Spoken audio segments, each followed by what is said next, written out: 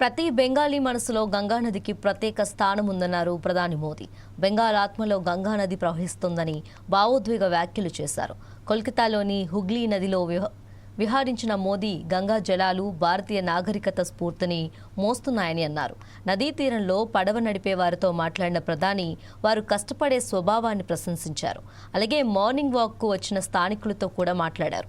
పశ్చిమ బెంగాల్ అభివృద్ధి, ప్రజల అభ్యున్నతికి కట్టుబడి ఉన్నామన్న ప్రధాని ఉద్ఘాటించారు.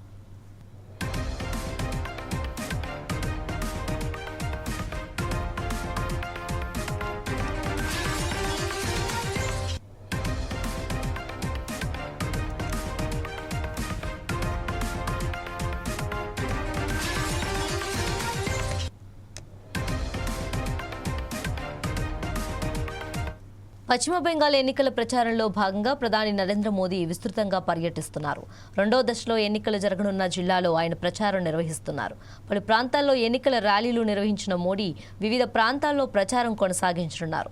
ఈ నేపథ్యంలో హౌరా నుంచి కోల్కతా వరకు భారీ రోడ్ షో నిర్వహించారు.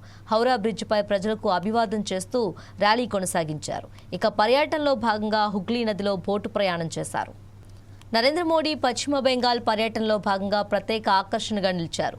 హుగ్లీ నదిలో పడవలో ప్రయాణిస్తూ సందర్శకులను ఆకట్టుకున్నారు. హుగ్లీ నదిపై బోటు ప్రయాణం చేసిన మోదీ ఈ సందర్భంగా స్వయంగా కెమెరా పట్టుకొని ఫోటోలు తీసిన దృశ్యాలు విశేషంగా నిలిచాయి.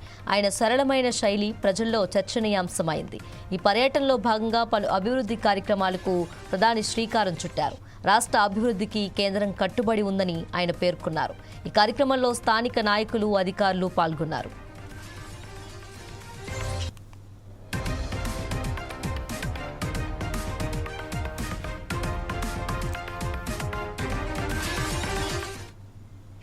బోటుపై విహరిస్తూ పరిసర దృశ్యాలను స్వయంగా కెమెరాలో బంధించి ఆ ఫోటోలను తన ఎక్స్ ఖాతాలో పంచుకున్నారు. పశ్చిమ బెంగాల్లో మొత్తం 294 అసెంబ్లీ స్థానాలుండగా తొలి విడతలో భాగంగా 152 స్థానాలకు పోలింగ్ జరిగింది. ఈ దశలో భారీగా ఓటింగ్ నమోదైంది. గత ఎన్నికలతో పోలిస్తే దాదాపు 10% అధికంగా సుమారు 92.88% పోలింగ్ నమోదైనట్లు సమాచారం. ఇక రెండో విడతలో భాగంగా మిగిలిన 142 స్థానాలకు ఈ నెల 29న పోలింగ్ జరగనుండగా ఫలితాలు మే 4న వెలువడనున్నాయి.